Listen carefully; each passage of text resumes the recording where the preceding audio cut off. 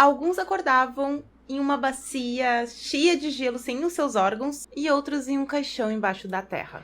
Sabe aquelas lendas urbanas que tu já viu na internet? Ou já ouviu falar na tua infância? Pois bem, algumas delas se tornaram reais. Eu sou a Mari e hoje eu vou te contar 7 lendas urbanas que se tornaram ou já eram reais. E se tu gosta desse tipo de conteúdo, já me segue, deixa o like e ativa o sininho pra não perder nada. Porque toda semana nós temos 2 vídeos. Dito isso, bora pro vídeo.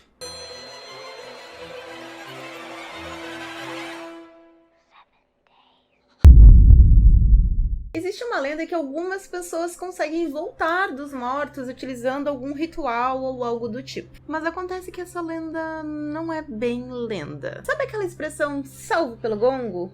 Pois então, há muitos anos isso já acontecia devido à catalepsia, que é uma doença que deixa a pessoa com os membros completamente rígidos e imóveis. Na antiguidade, algumas pessoas que eram atingidas por isso, também alguns erros médicos da época, eram enterradas vivas, e então algumas pessoas que circulavam pelo cemitério e alguns guardas que faziam a ronda acabavam escutando gritos e arranhões de desespero vindo debaixo da terra. Devido a esse fenômeno, eles começaram a olhar os caixões da onde eles escutavam os gritos e viram que eles estavam completamente arranhados por dentro, então começaram a amarrar um laço no braço da vítima que estava pendurado por um sino do outro lado. Então, caso a pessoa estivesse viva, ela ia se mexer e o sino balançar, sinalizando que tinha alguém vivo lá embaixo. Mas isso não é só na antiguidade que acontecia, não. Hoje em dia também acontece. Várias pessoas que sofreram paradas cardíacas ou tiveram algum acidente um pouco mais grave foram consideradas mortas e acordaram dentro de um necrotério. O caso mais famoso deles é de um polonês chamado Kamil, que na época tinha 25 anos de idade. Acontece que o Kamil ele estava num bar e acabou bebendo demais a ponto de ter uma parada cardíaca e quando chegou no hospital o seu coração estava sem sinal.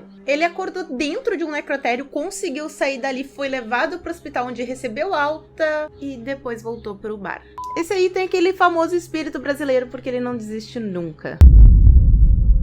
Já ouviu falar naquela frase, isso custa um rim? Pois então, hoje em dia não é novidade pra ninguém que tem o tão temido mercado negro, onde tu pode encontrar drogas, armas, pessoas e até órgãos. Mas tu sabia que até 2018 isso não passava de uma lenda? Em 2018 começaram a surgir relatos ao redor do mundo de pessoas que acordaram em uma banheira com muito gelo, muito sangue e com um órgão faltando. Elas acordavam com uma cicatriz enorme em seu corpo e alguns casos tinham um bilhete do lado falando que caso elas quisessem sobreviver, teriam que ir até o hospital mais próximo. Essas pessoas, elas eram iludidas com propostas de empregos muito boas em outros lugares e durante uma conversa ou a entrevista, o criminoso dopava a pessoa com alguma droga na bebida dela. E assim, os seus órgãos eram roubados.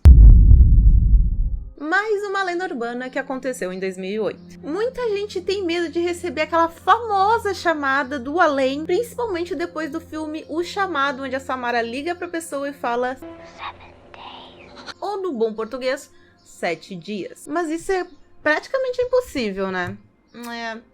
Nem tanto. Em 2008, 2 trens se colidiram em Los Angeles e um dos passageiros, que se chamava Charles Peck, acabou falecendo devido ao impacto. O seu corpo foi encontrado preso nas ferragens do trem e os seus pais começaram a receber ligações do celular de Charles que nunca foi encontrado. Foram um total de 35 ligações 11 horas após o falecimento de Charles. Depois disso, as ligações pararam e a polícia disse que nunca encontrou nenhum vestígio do celular dele e até levantou uma hipótese de que talvez o celular tivesse ficado preso em algum lugar, bugou e começou a ligar freneticamente para os pais do Charlie até acabar a bateria. E o mais irônico desse acidente é que ele aconteceu justamente porque o motorista do trem do Charles, ele estava distraído com o celular dele e acabou passando no sinal vermelho. E assim, gente, sinceramente, eu acho que essa teoria não faz muito sentido, mas pra mim o mais bizarro disso tudo são os pais não terem atendido na primeira chamada, porque eu ia atender, e vocês? Pô, meu filho acabou de falecer, tá me ligando? Eu vou atender pra ver o que tá acontecendo. Não, eu não tô falando do cruel coelho de Monty Python que todo mundo sabe que é real.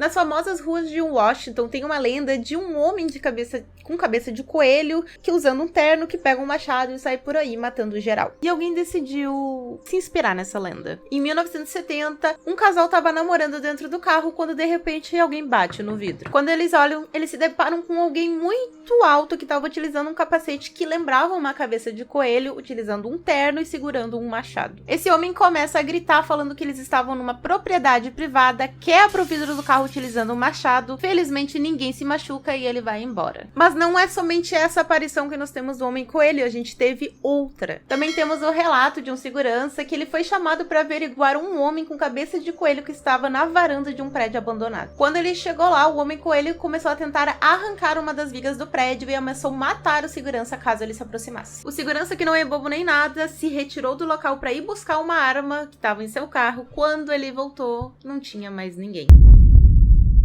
Esse com certeza é um dos meus maiores medos de todos. Não é raro a gente escutar ou ver em filmes ou creepypastas sobre personagens que estão sendo observados por outras pessoas ou entidades. E não só observação, mas geralmente também vem acompanhado de objetos mudando de lugar ou sumindo e muitos ruídos. E novamente em 2008... a lenda ganha vida. Um homem, ele estava se sentindo muito observado e estava estranhando que alguns objetos da sua casa estavam sumindo, trocando de lugar, e a comida também estava sumindo da geladeira. Então ele instalou câmeras e descobriu que havia uma moradora de rua morando no seu porão e que, além dela pegar algumas coisas da sua casa, durante a madrugada, ela também ia para a cozinha se alimentar e urinava na pia.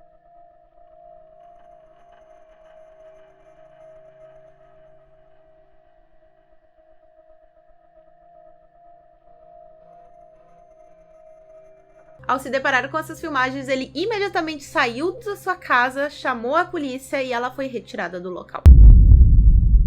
Faz mais de 400 anos no Peru que existe uma lenda de vampiros que saem durante a noite, atacando pessoas e sugando toda a sua gordura. E em 2009, no Peru, o general Eusébio Félix Murga anunciou que o departamento de polícia capturou uma gangue que estava vendendo gordura de pessoas. Fazia anos que essa gangue estava trabalhando escondida, traficando pessoas para retirar a sua gordura e vender, sabe-se lá pra onde. Mas depois de muito trabalho e muita procura, eles acabaram sendo pegos. Não. Não sou eu. Ou será que sim? Uma das lendas mais famosas aqui do Brasil é que se tu puxar a descarga 3 vezes falando loira do banheiro ou falar na frente do espelho 3 vezes, uma loira com os olhos cheios de sangue, algodão no nariz, vestindo branco vai aparecer pra te assombrar naquele banheiro. Inclusive, eu já fiz isso uma vez e eu acabei me vendo no reflexo. Mas não é à toa que essa lenda é tão popular aqui no Brasil, porque em 1880, no Vale da Paraíba, em São Paulo, uma jovem chamada Maria Augusta foi obrigada a se casar com um homem muito mais velho. A jovem, que era muito bonita e tinha apenas 14 anos, foi obrigada a se casar com o conselheiro do Império, Dutra Rodrigues, que era 21 anos mais velho do que ela. Guardem bem este nome. Ela acabou se casando contra sua vontade, mas na primeira oportunidade ela fugiu para a Europa, vivendo na França até 1891, vindo a falecer aos seus 26 anos de idade devido à pneumonia. O seu corpo demorou dias para retornar ao Brasil e quando retornou ainda ficou vários dias em uma exposição para visitantes enquanto seu túmulo era feito. Virou uma espécie de ponto turístico da época. Depois disso, a família nunca mais teve paz, a mansão foi consumida por um incêndio e muitas pessoas também afirmam ter ouvido alguém cantarolando e tocando piano de dentro da mansão. E por ironia do destino ou não, aquela mansão virou uma escola e se chama Conselheiro Dutra Rodrigues. Pra mim deveria se chamar Escola Maria Augusta por motivos óbvios, mas né? Então é isso. O que vocês acharam da lenda? Faltou alguma? Me conta aqui embaixo. E não se esquece de se inscrever no canal, ativar o sininho e deixar aquele like. Até a próxima e fui!